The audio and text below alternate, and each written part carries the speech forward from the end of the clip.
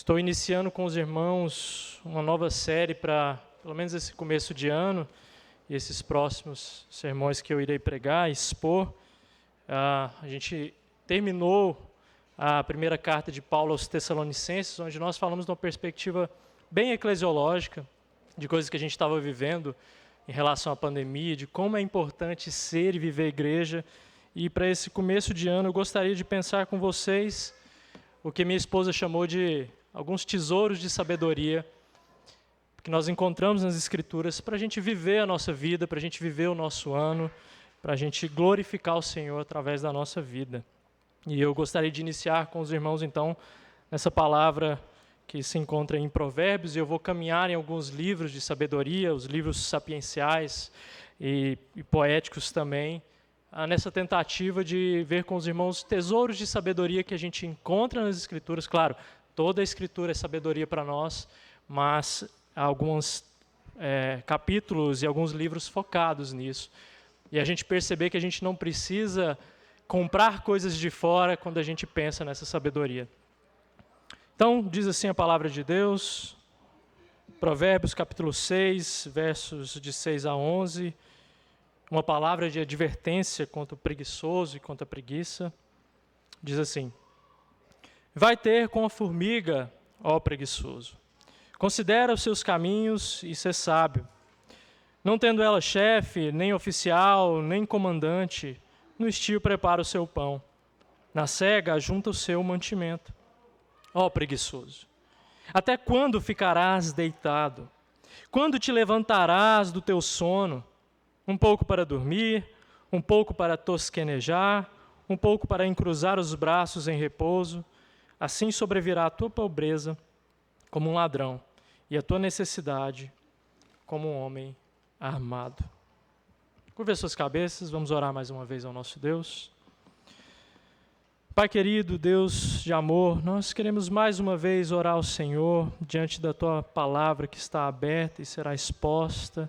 Que o Senhor ilumine as nossas mentes e os nossos corações e que nós possamos alcançar um coração sábio e aplicar essa palavra na nossa vida, não para que nós venhamos a ter os benefícios ou os méritos em nós mesmos, porque sabemos que isso não parte da tua glória, mas que seja justamente o motivo de nós nos gloriarmos no Senhor, o motivo de aplicarmos essa palavra em nossa vida.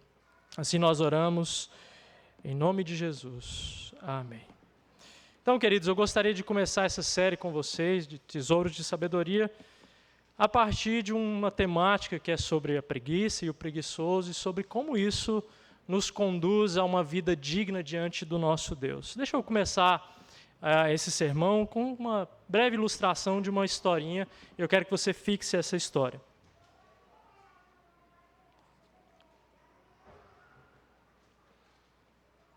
Conta-se uma certa lenda sobre um preguiçoso do sertão, que apesar de ser engraçada e ser um tanto quanto anedótica, ela tem essa função de nos entender um pouco sobre a preguiça. Ela ilustra bem isso. Enquanto que o preguiçoso, quando ele é abandonado à sua própria sorte, ele acaba arruinando a sua vida, né? Ele vai perecer por causa da apatia diante da vida. Então deixa eu contar essa história para vocês. Era uma vez num lugar muito longe, distante, no sertão, o homem mais preguiçoso que existiu debaixo do céu e acima da terra. Diziam que quando ele nasceu, ele nem chorou. Ele deixou para chorar mais tarde, porque ele tinha preguiça de chorar. E o tempo foi passando e o menino foi se revelando ainda mais preguiçoso, cada vez mais. Ele não queria trabalhar com seu pai na roça e ele se fadigava só de pensar em arar a terra. Só isso, só de pensar em trabalhar, ele já ficava cansado. De toda forma, quando ele era jovem, o seu pai acabou morrendo. Ele era o único parente que ele tinha naquela região. E ele acabou sozinho e com uma terra para cuidar. E não demorou muito e o mato cresceu, né? E ele se viu na necessidade de trabalhar, de ter alguma coisa para comer, de preparar o seu próprio alimento. E diante desse desafio, ele acabou pedindo ao seu vizinho para que o enterrasse vivo, porque não queria trabalhar de jeito nenhum, ele era muito preguiçoso. E apesar do pedido estranho, a crença daquele vizinho, daquele compadre dele, fez ele aceitar esse pedido do preguiçoso, com medo de ter vários anos de azar. Então fizeram o cortejo para essa ocasião, e quando passaram por um fazendeiro muito rico, quando esse soube o motivo daquele cortejo, daquele enterro, ele ofereceu ao preguiçoso 10 sacas de arroz. Ele ofereceu arroz àquele preguiçoso. Então o preguiçoso chegou de cantinho no fazendeiro e perguntou: moço, deixa eu te perguntar, esse arroz está bem escolhidinho, está fritinho, está bonitinho? Aí o fazendeiro falou: não está não. E ele falou: então segue o cortejo, segue o enterro. Apesar de ser cômica essa historinha, que é contada para crianças, ela contém uma profunda lição a respeito da preguiça. A preguiça, ela arruina a vida do indivíduo. A preguiça, ela nos isola, ela nos deixa pobre e, por fim, ela ceifa a nossa vida. E o livro de Provérbios fala muito dessa linguagem do preguiçoso e da preguiça e do quanto ela é nociva. E isso é o que a gente vai aprender nessa noite, meditando aqui no capítulo 6, nos versos de 6 a 11. Mas antes, deixa eu contextualizar o livro e essa passagem com os irmãos.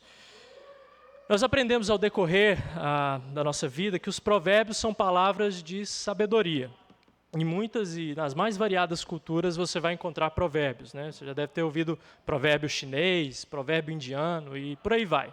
Vários provérbios de várias culturas. E não diferente, os provérbios que nós encontramos nas Escrituras são as palavras de sabedoria da parte de Deus para nós.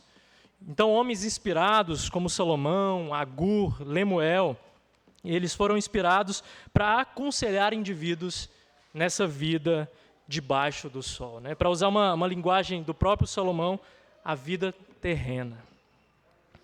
E ainda de maneira mais contundente, né, a gente observando a literatura sapiencial, a literatura de sabedoria, o livro de Provérbios nos ensina a olhar para a nossa vida e nos perguntarmos se o caminho que a gente está tomando é um caminho de sabedoria ou se é um caminho de estultícia, um caminho de tolice.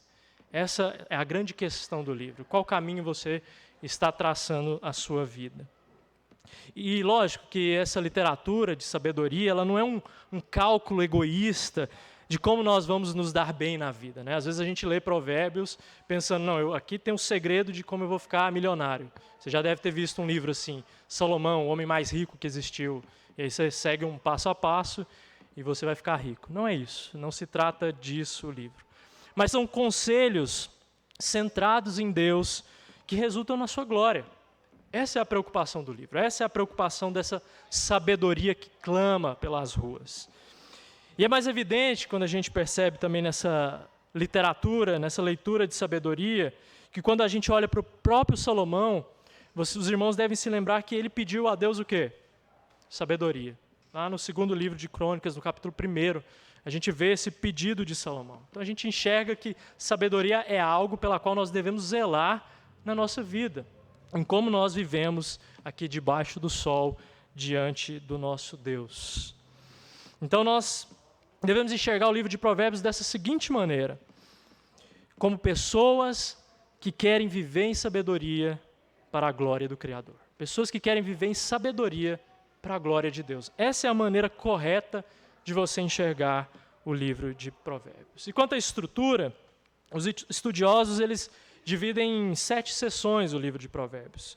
A primeira sessão vai do capítulo 1 ao capítulo 9, e corresponde então a essa primeira sessão do livro, da autoria de Salomão, do rei Salomão.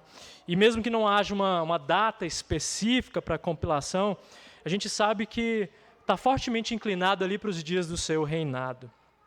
Essa primeira parte ainda tem um prólogo, tem um epílogo e tem interlúdios, né, algumas pausas. Né? O prólogo vai aí do capítulo 1, no verso 8, até o capítulo 8, no verso 36, que é onde a nossa passagem se encontra aqui, e a perícope ali, e o epílogo se encontra então no capítulo 9, até o verso 18. Então, nesse prólogo, a gente encontra 12 poemas, dos quais 10 são palestras do rei Salomão para o filho, né? Ele chama de filho meu. E aí a gente encontra essas duas pausas. A passagem que a gente acabou de ler, Provérbios capítulo 6, dos versos de 6 a 11, que fala sobre a preguiça, ela situa nessa primeira seção, então, do livro, como se fosse mesmo um apêndice entre essas palestras do pai para o seu filho. E o autor vai trabalhar 3 tipos inferiores de homem. O primeiro que ele vai trabalhar aí, do verso de 1 a 5, no capítulo 6, é contra aquele que se torna fiador. O homem que se torna fiador. O segundo é o que a gente leu, justamente contra o preguiçoso, os versos de 6 a 11. E dos versos de 12 a 19 é contra o revolucionário. Olha só. Essas são as 3 advertências que a gente encontra aqui nessa passagem. E a que nós vamos focar nessa noite é em relação à preguiça. E o motivo para começar falando sobre essa temática com os irmãos, nessa nova série que eu vou abranger aqui na igreja, é justamente pelo fato de que a Bíblia ela contém ensinamentos claros, precisos, para o nosso coração a respeito de como nós devemos viver a nossa vida. E o que me indigna é que muitas vezes a gente compra ou importa as coisas de fora, que são chamadas de sabedoria por aí afora, para viver a nossa vida. Então, psicologia do pensamento positivo, mantras de coaching e qualquer outra coisa nesse sentido, às vezes tomam o nosso coração, distorcem a palavra de Deus e nos pegam em cheio. E às vezes a gente se vê guiado por essas coisas, por esse tipo de psicologia, por esse tipo de pseudociência. E às vezes a gente esquece que a palavra de Deus tem ensinamentos claros sobre como a gente deve viver, como a gente deve trabalhar, como a gente deve colocar a nossa vida diante de Deus. Então, feita essa contextualização, nós já estamos prontos para entender o que a nossa passagem está lidando aqui, que é sobre o preguiçoso e sobre essa temática da preguiça que arruina os indivíduos e os coloca, então, nessa posição de inferioridade na vida, segundo a sabedoria, não é segundo a minha opinião. Tal como a história que nós contamos aí na introdução, né? Por isso eu gostaria de ver essa palavra sobre o seguinte tema com os irmãos. Uma palavra de advertência ao preguiçoso. E a gente deve se lembrar que muitas vezes os provérbios usam uma linguagem, por ser uma poesia também, no hebraico, usam uma linguagem de contraste. Então, ao colocar a figura do preguiçoso, a intenção por detrás é tanto advertir o preguiçoso, quanto também colocar a figura do diligente, a figura do trabalhador, a figura daquele que vive em prol da sabedoria para a glória de Deus. Então, essa perspectiva que a gente chama de negativa, na verdade, ela realça uma perspectiva positiva. E é isso que nós veremos nessa noite. A linha condutora aí dessa passagem, que começa aí no capítulo 6, começa tratando do fiador, como eu disse para os irmãos, ela vai continuar aí nos versos de 6 a 11, advertindo esse preguiçoso através da figura do sábio, né? O sábio ele começa usando uma linguagem de advertência do empobrecimento econômico, né, financeiro, para mostrar o quanto esse personagem ele é emblemático, o personagem do preguiçoso, e advertir contra a apatia para com a vida. Então, a grande advertência que a gente vê num primeiro plano aqui, ao lidar com esses versos, é uma advertência contra a apatia, uma apatia para com a vida. E no livro de Provérbios, o preguiçoso ele é um personagem de destaque. Não sei se você já teve a curiosidade, ou se na sua leitura bíblica anual você percorreu os 30 capítulos de Provérbios, né? Mas você deve ter visto aí que o preguiçoso é um personagem central. Aparece sempre como um destaque. Não para ser louvado, não para ser estimado, mas porque a sua atitude e o seu estilo de vida confrontam diretamente com aquilo que é o deleite do livro, que é a sabedoria. Então é pelo contraste que a gente vê do mau exemplo que o pai ensina o seu filho com a dureza da realidade do pecado, as durezas que a preguiça traz. E nós somos tomados então desse entendimento de que nós não podemos viver uma vida pela preguiça, porque senão nós cairemos num buraco existencial, numa vida de pecado diante de Deus, em primeiro lugar, mas uma vida também existencialmente pobre, não só financeiramente, mas existencialmente pobre, Essa é a primeira advertência em primeiro plano que nós vemos aqui nesses versos. Então eu gostaria de ver com os irmãos uma divisão natural que surge aí no texto de 2 pontos. 2 singelos pontos para nós trabalharmos nessa noite. O primeiro é que o preguiçoso ele deve aprender com a formiga. Está aí nos versos de 6 a 8. E o segundo ponto nos versos de 9 a 11. Mas então nesse primeiro ponto, nos versos de 6 a 8, o preguiçoso deve aprender com a formiga. Olha só que linguagem interessante que o sábio utiliza.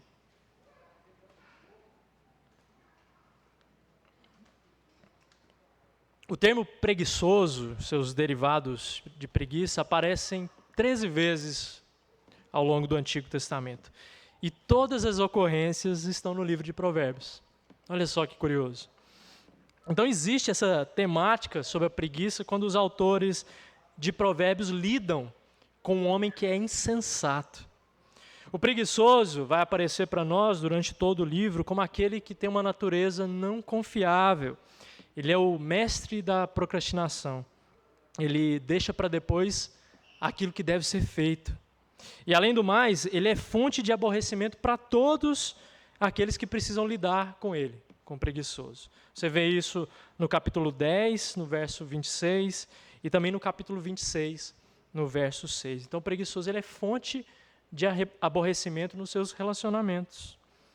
Ele é fonte de aborrecimento para os seus pais, está lá no verso 5 do capítulo 10, e isso ultrapassa uma questão de imperfeições de caráter, de personalidade, e se torna uma questão moral diante de Deus. Uma vez que afeta não só o relacionamento do indivíduo perante outros, mas principalmente o relacionamento do indivíduo perante Deus.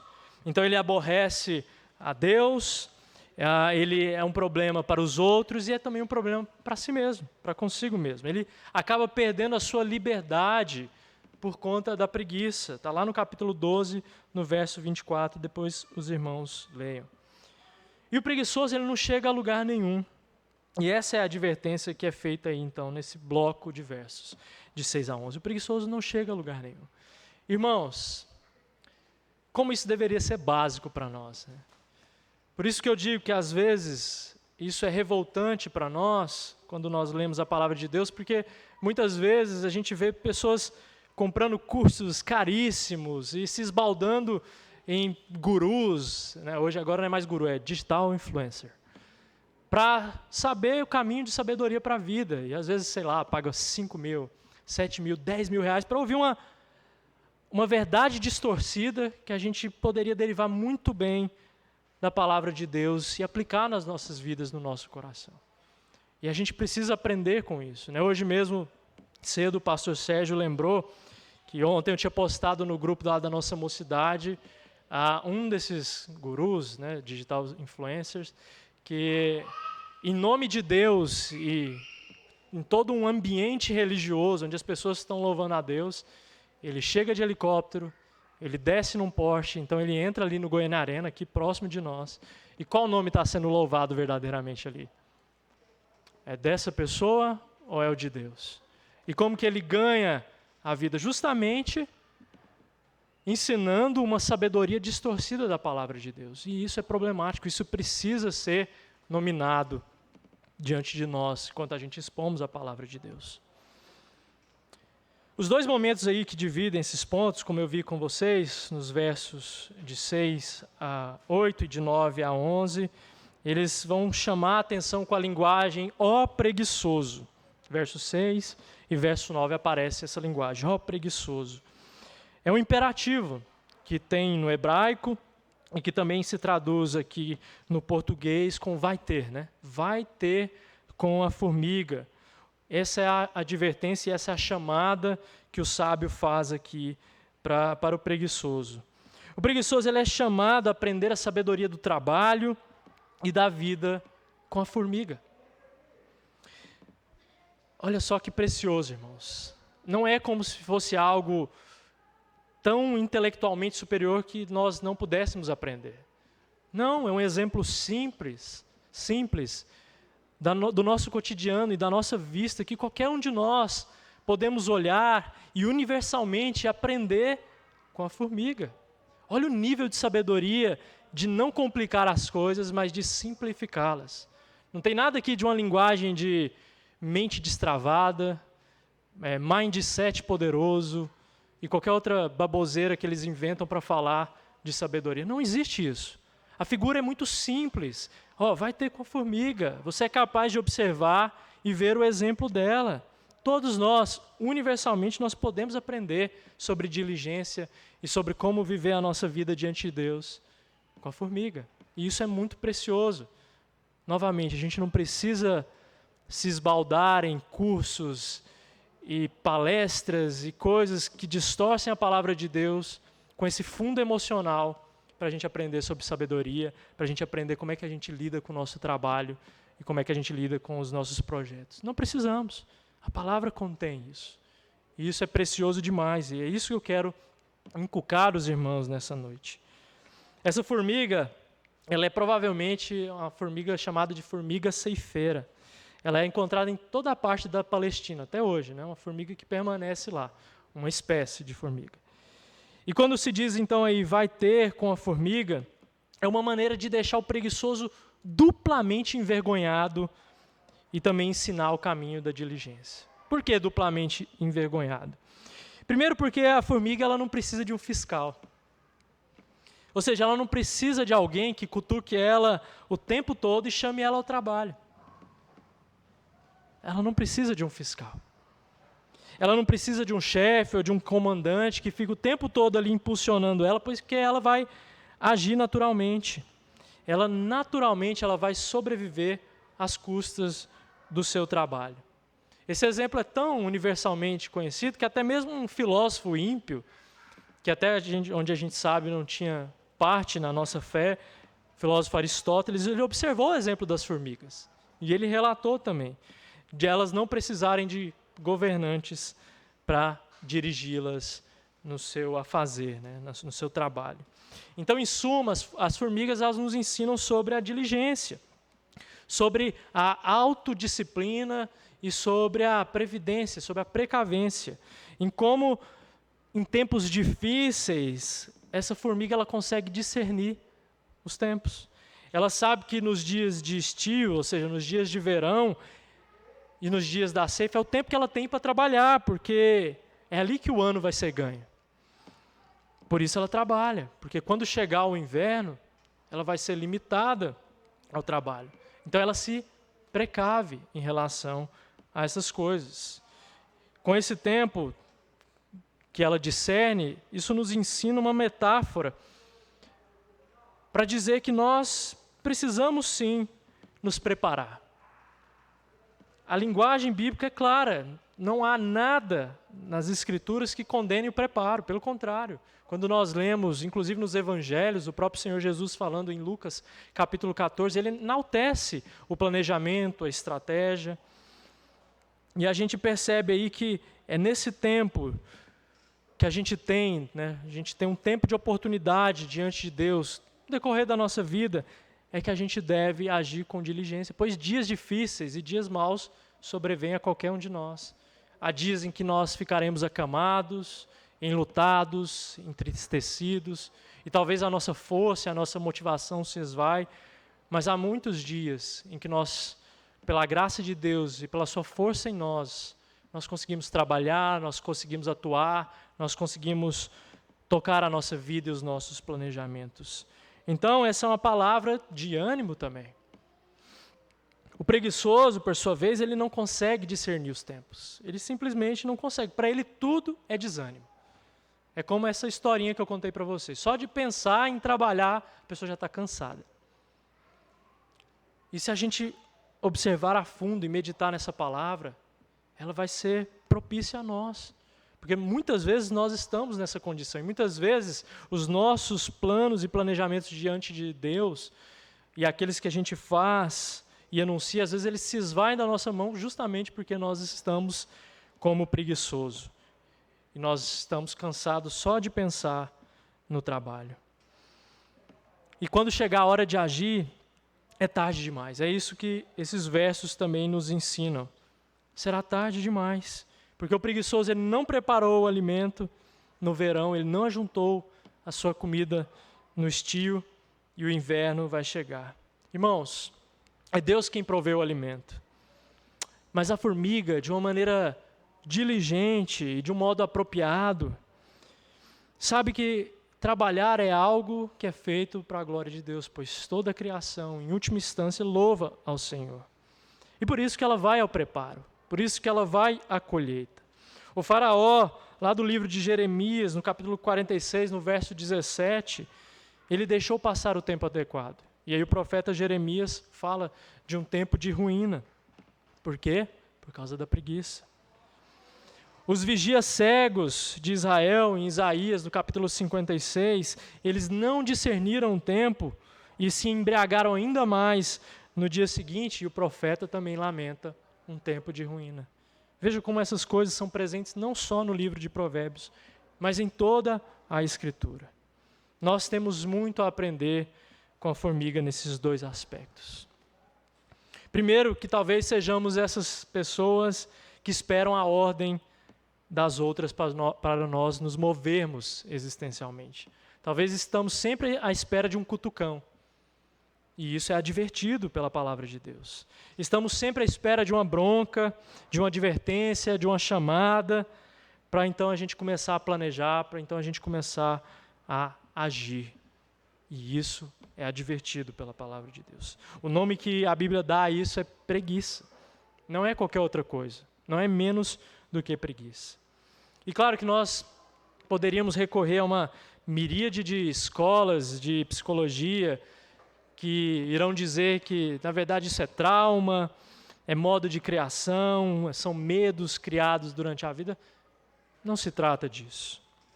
No final da ordem do dia, do nosso cotidiano, nós estamos diante da preguiça, nós estamos diante da tentação de ficarmos parados, inertes, esperando que alguém fiscalize a nossa vida. E a palavra de Deus adverte contra isso. Essa não é uma maneira sábia de viver. E tampouco glorifica a Deus com tantos recursos que Ele depositou em nossas mãos, na medida que Ele quis, uns mais, outros menos.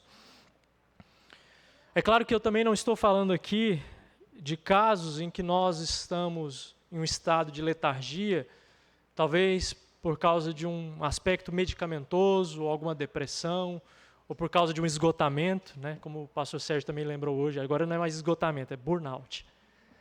Às vezes a gente vive um aspecto assim, e de fato nós precisamos de algo que seja medicamentoso, ou de algo que haja nesse sentido, para nós lidarmos com questões que são fisiológicas até, físicas. Não é isso que está sendo dito aqui no texto, mas aquele que tem a vida inteira pautada na preguiça. Segundo, que também nós somos preguiçosos quando não olhamos para o tempo corretamente. É um outro aspecto que o texto enaltece aqui. Então, se nós tratarmos os dias com a mesma apatia costumeira, nós nunca vamos crescer. Nós nunca vamos avançar, seja no nosso relacionamento pessoal com Deus, nos estudos, no trabalho, no relacionamento com outras pessoas. Se nós formos apáticos, nós não conseguimos crescer. Essa é uma regra básica. Por isso que você não precisa pagar um curso de 10 mil para falar isso, que a palavra de Deus te ensina. Isso é óbvio, isso é claro, e a palavra de Deus nos diz isso. Por exemplo, seu relacionamento com Deus. Se você não se mover e separar um tempo diligentemente de leitura da Bíblia e oração, um tempo devocional, você consegue crescer no seu relacionamento com Deus? Responde para mim. Não consegue. Mas se você diligentemente, orando ao Senhor, pedindo forças, claro, porque é a atuação dele em nós, você separa um tempo, você se dedica, seja pela manhã, à tarde, à noite, o tempo que você dispõe, e fala, não, aquele tempo eu vou me dedicar a crescer no meu relacionamento com Deus. Eu vou ler a Bíblia, eu vou orar. Qual que é o resultado natural disso? Comunhão com Deus. Também é uma advertência contra a nossa preguiça nessa noite. Talvez você começou bonitinho aí o seu calendário anual de leitura bíblica E hoje, dia 9, você já pulou 3, 4, 5 dias e já está desanimado. Acontece, mas nessa noite é uma chamada para que você coloque essas coisas também diante de Deus e não seja preguiçoso. Esse é um tema muito caro também aos pais que me ouvem nessa noite e que estão ensinando seus filhos no caminho do Senhor. Não deixe o seu filho crescer apático nessa vida e preguiçoso.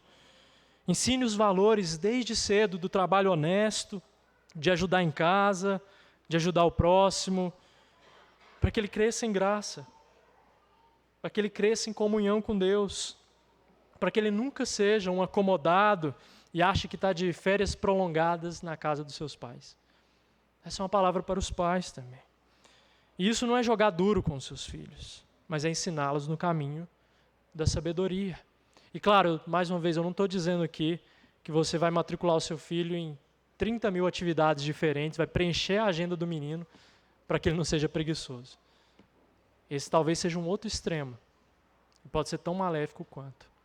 Mas eu estou dizendo de você ensinar desde cedo os valores bíblicos que nós encontramos para ter uma vida digna diante de Deus.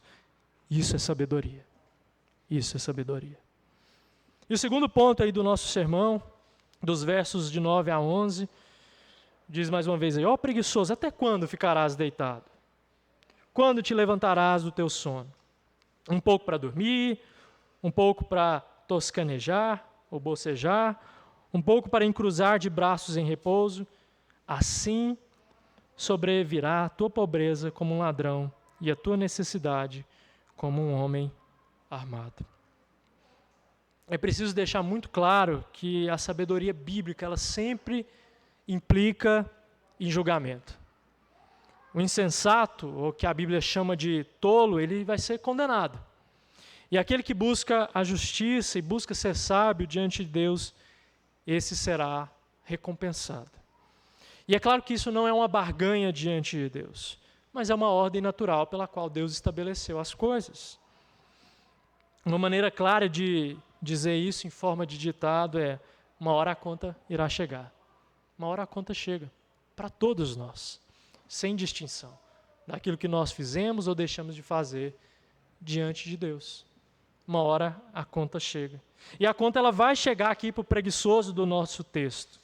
E como de assalto por um ladrão, ele vai ser tomado pela pobreza e vai ser lançado numa crise existencial por conta do seu repentino empobrecimento. Está aí no verso de número 11.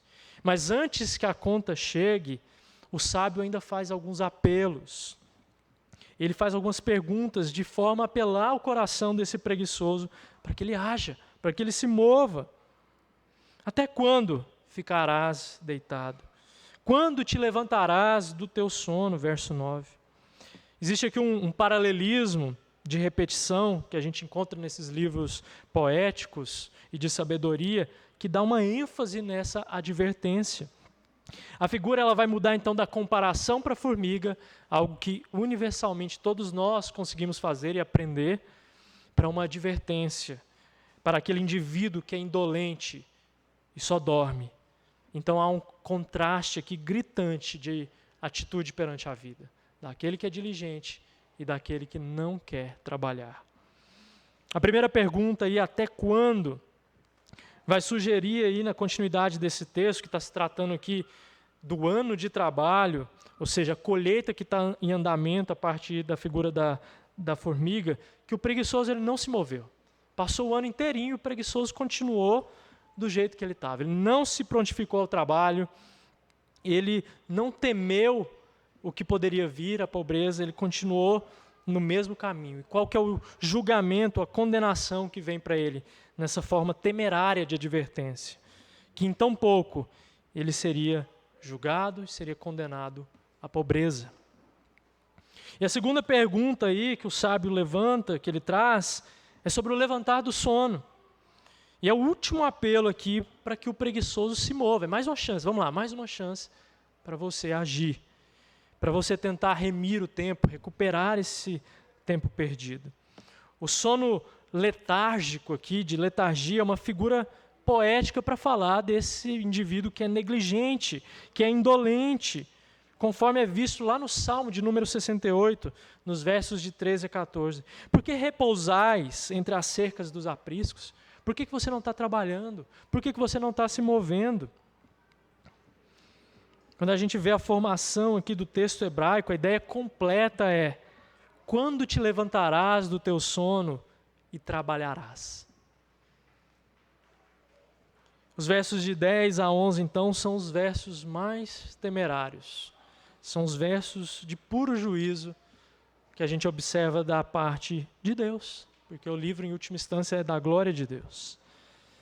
Pois, dada as últimas advertências contra o preguiçoso, o sábio, então, ele se propõe a dissecar o comportamento desse, que não muda, continua igual, permanece o mesmo. Então ele vai lançar essa condenação vindoura. E essa palavra tem que falar conosco a respeito de como nós vivemos a nossa vida diante de Deus. É claro que aqui também na condução do texto existem algumas construções no original, no hebraico, que gastaríamos muito tempo para explicar, né? Pródase, apódase, quiasmo. Talvez em uma outra oportunidade de escola dominical nós vamos tratar dessas questões. São muito importantes para a gente entender o texto. Mas o que eu quero que vocês entendam é que aqui, enquanto o sábio fala, aparece a figura do preguiçoso. Como se ele retrucasse no texto, dizendo: deixe-me dormir um pouco mais. Um pouco para dormir, aí depois um pouco para tosquenejar. Como respondendo essas perguntas de até quando te levantarás? E ele responde algo do tipo, quando ele usa essa linguagem: algum dia, mas hoje não. Agora não. Algum dia talvez eu me levante, talvez eu vá sair fazer as minhas coisas, mas hoje não, hoje eu estou cansado. E engraçado que até hoje o cruzar de braços, essa expressão que a gente usa, é um movimento universal que aparece aqui no texto, no verso 10, de passividade, de espera prolongada. Quantos de nós, irmãos, já não dissemos para os outros e para nós mesmos essas mesmas prerrogativas do preguiçoso? Hoje não, estou cansado, não quero. Quantas vezes nós não adiamos as coisas? Quantas vezes nós não cruzamos os braços diante da vida? O preguiçoso fica embriagado com o seu sono. É um narcótico para ele, que faz ele fugir da realidade e faz com que ele não se comprometa com a vida. E a gente precisa aprender com a palavra de Deus. Se eu quero entender como que eu vou viver de maneira digna diante de Deus, eu preciso entender o que é preguiça. Eu preciso entender o que é o preguiçoso. Eu preciso entender que, ao contrário do sono do preguiçoso, existe o sono do justo, ou do justificado, daquele que confia no Senhor e age de maneira diligente. Você encontra isso também em Provérbios, no capítulo 4, lá no verso 16. Em Eclesiastes, outra literatura de sabedoria, você encontra o sono do trabalhador. É um sono de descanso. É um sono de deitar e repousar e dizer: fiz tudo o que estava ao meu alcance para honrar ao Senhor no meu dia. Fiz tudo que estava ao meu alcance para glorificar o Senhor. Trabalhei com diligência, evitei a preguiça. E essa é uma maneira de viver que agrada ao nosso Deus. Um comentarista, de maneira muito brilhante, comentando esse texto, ele diz que o preguiçoso, ele sempre se compromete com uma recusa. Sempre que tiver a oportunidade de recusar, ele vai recusar. Mas que o tempo todo ele engana a si mesmo com a pequenez dessas rendições. Não vou fazer agora não, faço depois. Não, amanhã eu faço. E quando ele se vê, está cada vez mais sufocado e apertado com os prazos, com aquilo que ele precisa fazer, com aquilo que ele precisa administrar, talvez a casa, talvez o trabalho, talvez os filhos, porque ele sempre deixa para depois. A Bíblia é clara, esse não é um caminho de sabedoria. E assim, centímetro por centímetro, minuto por minuto, as oportunidades vão escapando do preguiçoso. E às vezes esse preguiçoso, às vezes nós culpamos a Deus. Eu não tive oportunidade, eu não fiz as coisas porque não deu. Às vezes, muitas vezes, Deus nos deu o tempo, os recursos e a força necessária para agir. E nós simplesmente agimos com apatia, com letargia, com preguiça. E o que acontece, então, por fim, ao preguiçoso, a pobreza chega, sobrevém na vida dele. Ele tardou demais em agir, e agora ele vai ser surpreendido com o empobrecimento. E o empobrecimento, apesar de ser econômico, a nuance que o texto nos traz, é também uma metáfora para o empobrecimento na alma, na vida, nos relacionamentos, como um todo. É uma pobreza não só material, mas também espiritual, emocional. O autor de Provérbios, ele não está preocupado, irmãos, e eu quero deixar isso muito claro, com o acúmulo de riquezas. Ele não está preocupado com status, ele não está preocupado com a comparação. Como muito bem disse hoje o pastor Sérgio, ministrando uma palavra sobre o consumismo. Não é essa a preocupação dos autores de Provérbios. Eles não estão preocupados com o acúmulo de riqueza. Eles estão advertindo contra a pobreza que é espiritual, que também é material, que sobrevém de uma vida de pecado, manifesta através da preguiça. Então fique muito claro isso, o que eu quero dizer para os irmãos nessa noite ao expor a palavra de Deus. Essa não é uma palavra de autoajuda e nem uma palavra para que você se empenhe em ganhar mais dinheiro. Se você ficou com isso na cabeça, você não captou o que o texto está realmente querendo dizer. O texto está querendo dizer sobre pecado, sobre vida digna e vida indigna diante de Deus. E é claro, na dimensão da vida existem conquistas, existem realizações, e o preguiçoso ele não realiza, ele não conquista, porque ele está preso, é como um escravo, e ele sempre vai culpar as faltas de oportunidade. O apóstolo Paulo, exortando à prática dos cristãos, ou aos seus deveres, ele é muito claro quando ele diz sobre o trabalhar na comunidade da igreja primitiva. Em 2 Tessalonicenses, no capítulo 3, nos versos de 8 a 10, eu expus com os irmãos o primeiro livro, a primeira epístola. Existia naquele ambiente de Tessalônica algumas pessoas que não queriam trabalhar, porque elas estavam só esperando a volta de Cristo. Não queriam trabalhar. E aí o apóstolo Paulo adverte muito fortemente essas pessoas. Ele diz o seguinte, no capítulo 3, nos versos de 8 a 10, em 2 Tessalonicenses. Nem jamais comemos pão à custa de outrem. Pelo contrário, em labor e fadiga de noite e de dia trabalhamos, a fim de não sermos pesados a nenhum de vós. Não porque não tivéssemos esse direito, mas por termos em vista oferecer-vos exemplo em nós mesmos, para nos imitardes. Porque ainda convosco vos ordenamos isto: se alguém não quer trabalhar, também não coma. É visível que aquele que não trabalha, aquele que não se compromete, vai perecer por fome ou por nunca progredir na vida. E isso precisa ser ensinado desde cedo aos nossos filhos. É como, lembre-se, uma palestra de um pai para o seu filho. E faz-se necessário aqui, irmãos, uma meia-culpa na cristandade. Porque ao longo de vários séculos e vários movimentos na história, existiram pessoas, líderes nesses movimentos que pregaram uma vida ascética, uma vida de tal modo desprendida que não conseguimos desassociar da prática pecaminosa da preguiça. O quietismo, por exemplo, que é um desses movimentos que aparece por volta já do século IV, pregava uma passividade absoluta diante da vida como modo de agradar a Deus e de mortificar a carne.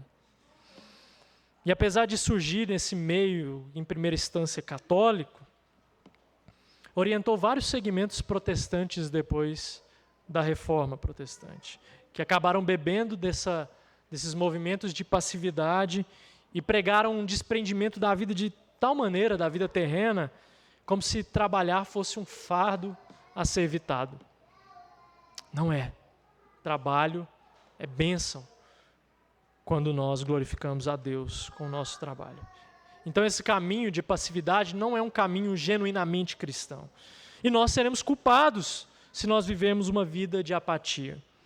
Então nós precisamos aprender, mesmo com um ser tão pequeno como é a formiga, a sermos diligentes no nosso trabalho, a fim de produzir, a fim de viver uma vida que de fato glorifique a Deus. Deixa eu caminhar com os irmãos para uma conclusão a respeito disso tudo que a gente abordou nessa noite.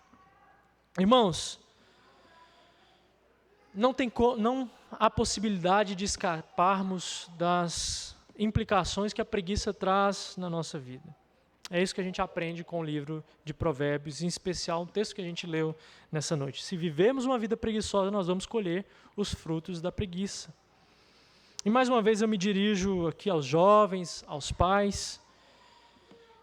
Não cultive uma vida de preguiça. E não cultive uma vida de preguiça na vida dos seus filhos.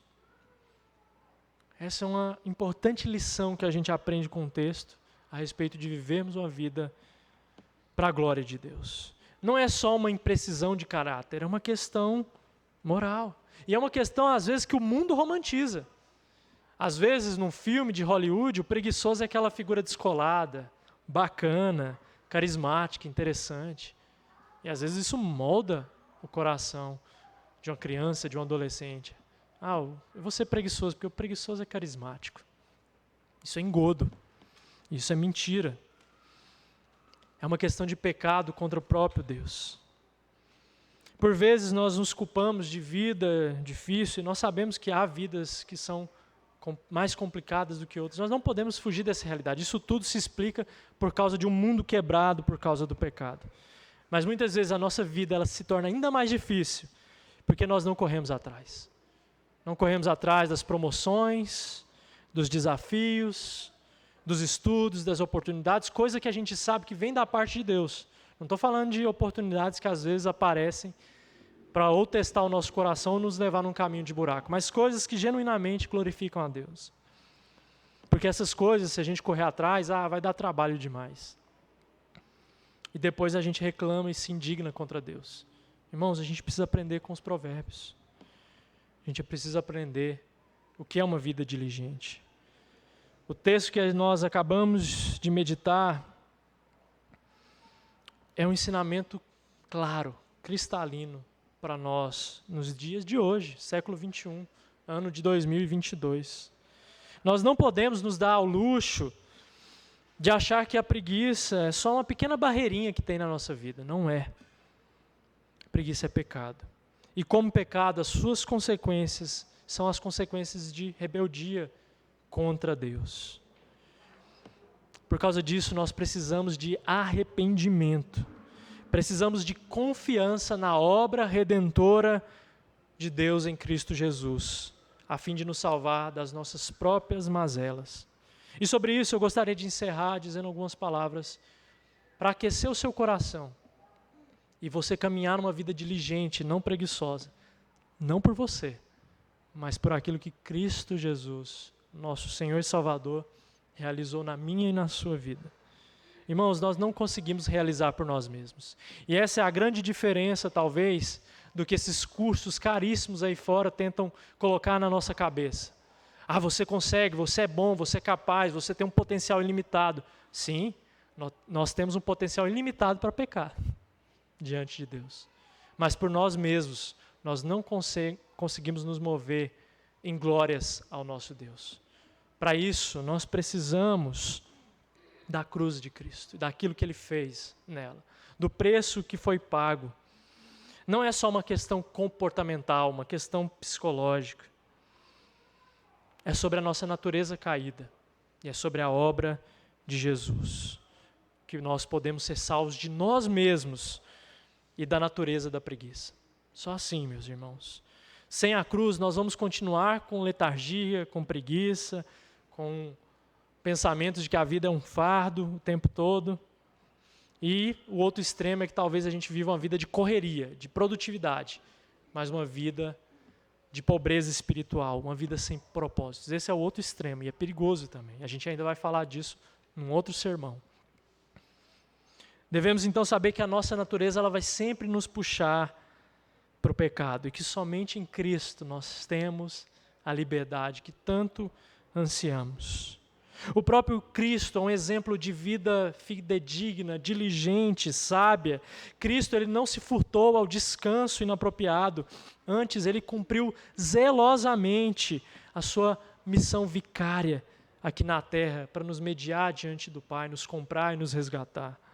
A própria Bíblia relata que Cristo ele saía de madrugada para orar, enquanto os outros ainda dormiam.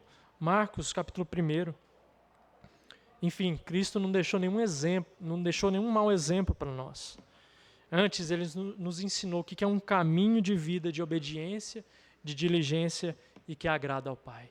É nele que nós devemos focar, não é em você, não é no seu dito potencial, mas é em Cristo. Então, deixe-me aplicar esse texto com os irmãos de duas maneiras, para que a gente vá para casa entendendo o texto e aplicando nas nossas vidas. Duas breves, singelas aplicações.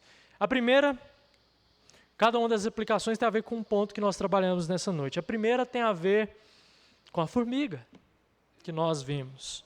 Aprender com a formiga também é praticar.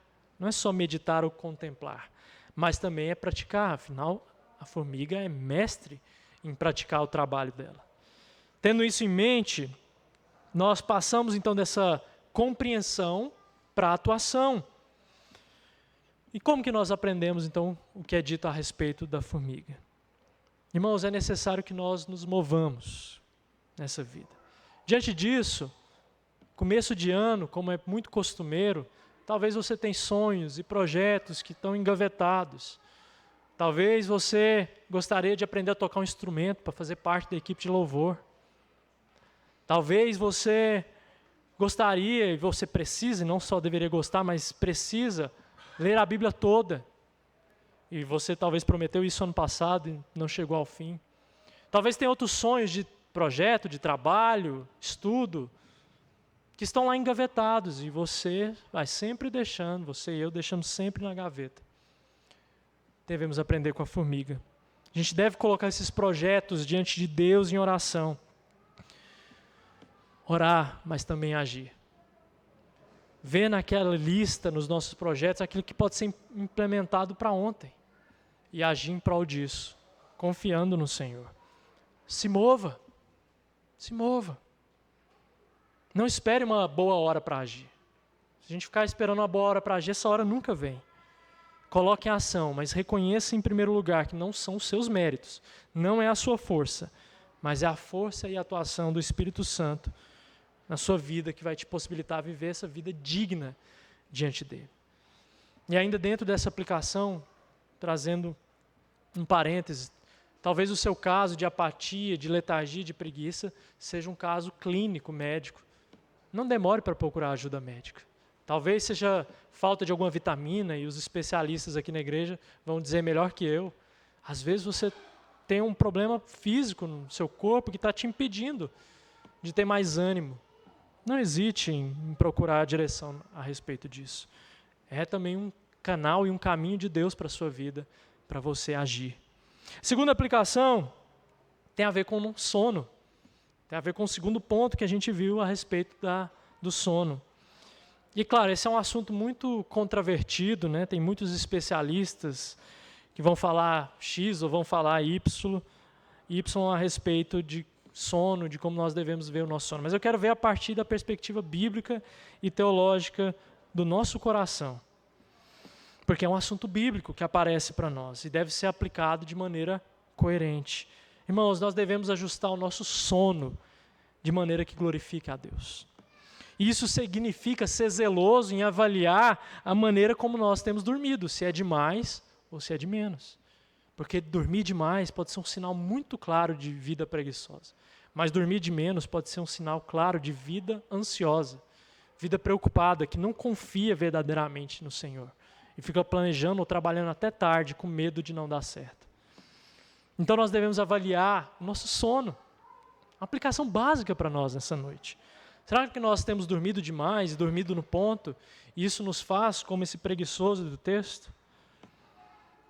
Veja isso na sua vida como um sinal de colocar toda a sua vida diante de Deus, aquilo que a gente chama de corandel, uma vida diante de Deus. Ajuste o seu sono para a glória dele também. Talvez você nunca pensou que isso poderia ser uma aplicação de sermão, e é uma aplicação para o texto nessa noite. E meu desejo, irmãos, é que todos nós possamos viver essa vida digna diante de Deus, que agrada a Ele, que é diligente, que arregaça as mangas, mas não porque confia em si mesmo, mas porque confia no Deus Todo-Poderoso que se move em nós. Vamos orar mais uma vez? Pai querido, Deus de amor, mais uma vez nós nos encontramos em oração, pedindo para que tudo isso que foi visto nessa noite, e tanto quanto o nosso culto também, seja praticado nas nossas vidas para a glória do Teu nome, Senhor.